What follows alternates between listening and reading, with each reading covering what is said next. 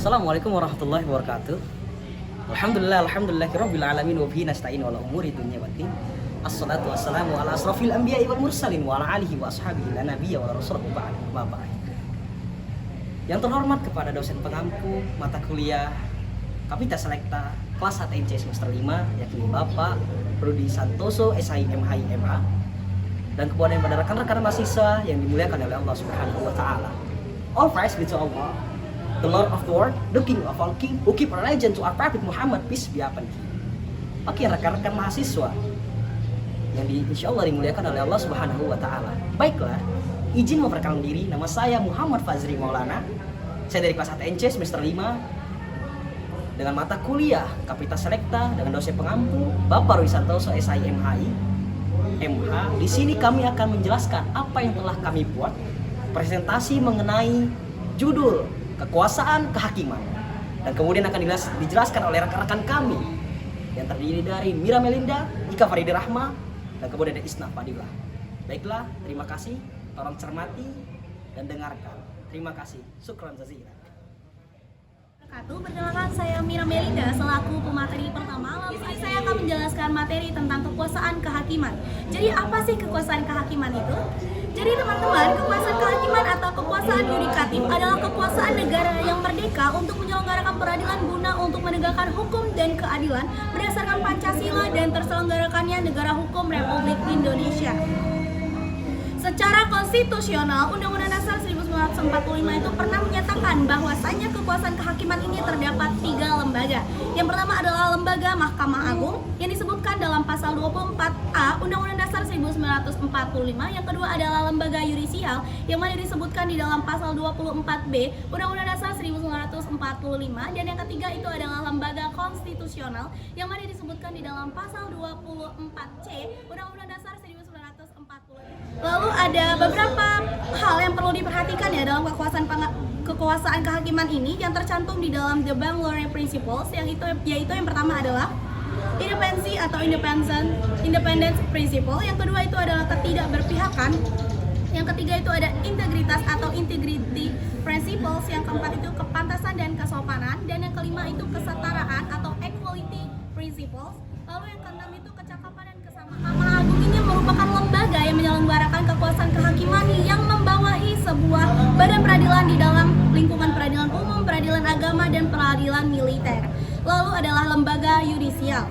Lembaga ini juga terdapat yang bertugas dan berwenang untuk menjaga sebuah kehormatan, keluhuran martabat, dan perilaku hakim agung dan hakim. Ya, di sini saya akan melanjutkan dari pemateri yang pertama, yaitu tentang B, hukum dan kekuasaan kehakiman. Kekuasaan kehakiman ini bertugas untuk menegakkan dan mengawasi berlakunya peraturan perundang-undangan yang berlaku. Eksistensi hukum sangat diperlukan dalam mengatur kehidupan manusia. Tanpa hukum, kehidupan manusia akan liar. Siapa kuat, dialah yang menang. Tujuan hukum untuk melindungi kepentingan manusia dalam mempertahankan hak dan kewajibannya. Kekuasaan kehakiman dalam praktek diselenggarakan oleh badan-badan peradilan negara. Secara khusus, kekuasaan kehakiman telah diatur dalam Undang-Undang Nomor 4 Tahun 2004 tentang kekuasaan kehakiman. Adapun badan peradilan yang berada di bawah Mahkamah Agung meliputi badan peradilan dalam lingkungan, yaitu yang pertama ada peradilan umum, kemudian peradilan agama, kemudian ada peradilan militer, dan yang terakhir ada peradilan tata usaha negara. Dalam menyelenggarakan kekuasaan kehakiman tersebut, Mahkamah Agung berkedudukan sebagai pengadilan tertinggi yang membawahi semua lingkungan peradilan di Indonesia, baik lingkungan peradilan umum, peradilan militer, peradilan agama, dan peradilan tata usaha negara. Mengenai kedudukan dan wewenang masing-masing lingkungan peradilan tersebut telah diatur lebih lanjut dalam beberapa undang-undang, yaitu yang pertama ada Undang-Undang Nomor 14 Tahun 1985 tentang Mahkamah Agung dan beberapa perubahannya dalam Undang-Undang Nomor 5 Tahun 2004. Kemudian ada Undang-Undang Nomor 2 Tahun 1986 tentang Peradilan Umum. Dalam beberapa perubahannya Undang-Undang Nomor 8 Tahun 2004.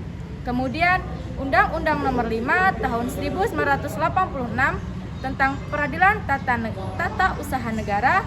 Kemudian Undang-Undang Nomor 7 Tahun 1986 tentang Peradilan Agama. Kemudian ada Undang-Undang Nomor 31 Tahun 1997 tentang Peradilan Militer. Kemudian ada Undang-Undang Nomor 24 Tahun 2003 tentang Mahkamah Konstitusi. Kemudian sasaran penyelenggaraan kekuasaan kehakiman adalah untuk menumbuhkan kemandirian para penyelenggara kekuasaan kehakiman dalam mewujudkan peradilan yang berkualitas. Kemandirian para penyelenggara dengan cara meningkatkan integritas, pengetahuan, dan kemampuan. Sedangkan peradilan yang berkualitas merupakan persyaratan penting dalam melakukan kegiatan penemuan hukum oleh hakim di pengadilan. Mungkin cukup sekian materi yang dapat saya sampaikan, akan dilanjutkan oleh pemateri. Materi selanjutnya itu ada tugas dan kewajiban hakim. Hakim merupakan pelaku inti yang secara fungsional melaksanakan kekuasaan kehakiman. Hakikatnya, tugas pokok hakim adalah menerima, memeriksa, mengadili, memutuskan, dan menyelesaikan setiap perkara yang diajukan kepadanya. Beberapa tugas dan kewajiban pokok hakim dalam bidang peradilan secara normatif telah diatur dalam Undang-Undang Nomor 4 Tahun 2004. Yang pertama, yaitu mengadili menurut hukum dengan tidak membedakan orang. Ini tertera dalam Pasal 5 Ayat 1 Undang-Undang Nomor 4 Tahun 2004. Yang kedua, membantu para pencari keadilan dan berusaha sekeras-kerasnya mengatasi segala hambatan dan rintangan demi tercapainya peradilan yang sederhana, cepat, dan biayanya. 5, yaitu hakim wajib menggali, mengikuti dan memahami nilai-nilai hukum dan rasa keadilan yang hidup dalam masyarakat. Hal ini tertera dalam Pasal 28 Ayat 1. Selain itu, hakim juga mempunyai tugas-tugas secara konkret dalam memeriksa dan mengadili suatu perkara melalui 3 tindakan secara bertahap. Yaitu yang pertama, mengkonstatir atau mengkonstatasi, yaitu menetapkan atau merumuskan peristiwa konkret. Hakim mengakui atau membenarkan telah terjadinya peristiwa yang dijatuhkan para pihak di muka persidangan. Lalu yang kedua, mengkualifisir atau mengkualifikasi, yaitu menetapkan atau merumuskan suatu hukumnya. Dengan kata lain, mengkualifasir adalah menemukan hukumnya terhadap peristiwa yang telah dikonstatir dengan jalan menerapkan peraturan hukum terhadap peristiwa tersebut. Kemudian yang ketiga, mengkonstituir atau mengkonstitusi atau memberikan konstitusinya, yaitu hakim menetapkan hukumnya dan memberikan keadilan kepada para pihak yang bersangkutan. Di sini hakim mengambil keputusan dari adanya premis mayor atau peraturan hukumnya dan premis minor atau peristiwa. Baik, kesimpulan yang dapat kita ambil dalam materi kita kali ini ialah mengenai kekuasaan kehakiman. Kekuasaan kehakiman merupakan pilar ketiga dalam sistem kekuasaan modern yang berimplikasi kepada kekuasaan yudikatif maupun kekuasaan eksekutif. Kekuasaan kehakiman dibagi menjadi 3. Yang pertama ada Mahkamah Agung, Komisi Yudisial, dan Mahkamah Konstitusi.